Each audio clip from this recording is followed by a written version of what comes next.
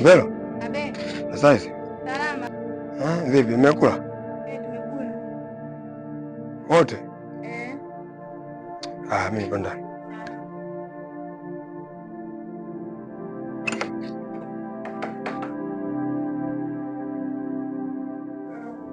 Be.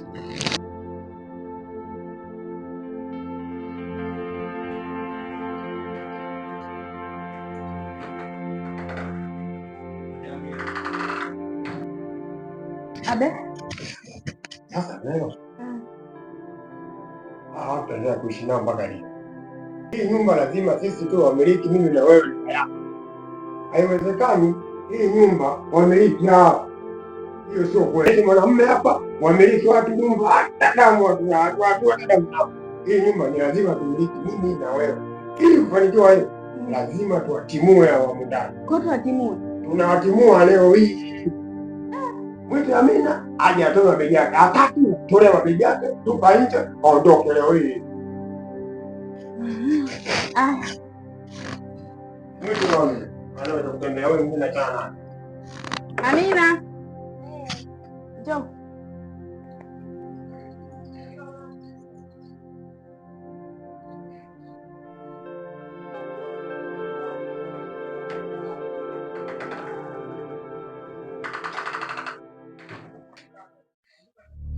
Haya, wewe kaka, kushika mgeni gani? Sitaki kuona hapa nyumbani. Uko hapo, sitaki kuona. Sitaki kuona. Haraka, nimesema nje.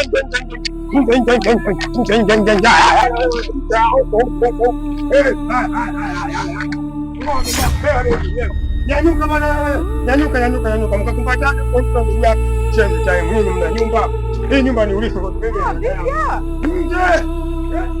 Ana Mungu tu. Wewe. Nyanyuka baba. Sana ya nini? Nyanyua, change time. Amka.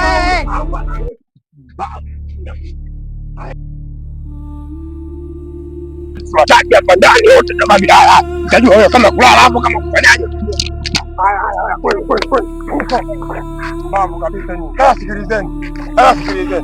Hapa sitaki nimuone mtu anaingia huku ndani.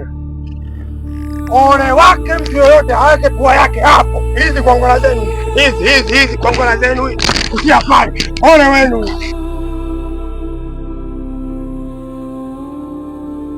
Wewe na mimi ungeva ukapo kibila mimi kwa hiyo. Sasa mimi amekufa, mimi na yeye Mungu umekufa. Kuanzia leo wamiliki halali wa nyumba ni mimi na hela yangu. Mnaelewa hili ngelele? Kwa kuwa ni binadamu. Na unapotufuza tutaenda wapi? Tambua sisi ni binadamu. Mtajua wenyewe mtakwenda kama mtaona baba na sehemu ya wapi ama chooni mtajua wenyewe, lakini sitaki kuwaona mnatia wala zenu hapa. Leo ndio siku ya mwisho kuangalia hii penzi ya hii nyumba. Mimi na dada yangu ndio wamiliki halali kuanzia leo. Dada, binadamu. Unaelewa? Yaani siwaelewi hata kidogo. Hivi nyinyi mnajielewa? Kwanza ninawachukia. Siwapendi. Niko naishi na nyie tu basi tu, yani ndio hivyo. Yaani hapa nina furaha. Hebu amkeni, ondokeni kwanza hapo. Yes! Sasa basi, kuanzia sasa hivi sitaki kuwaona. Tuondoke dada yangu.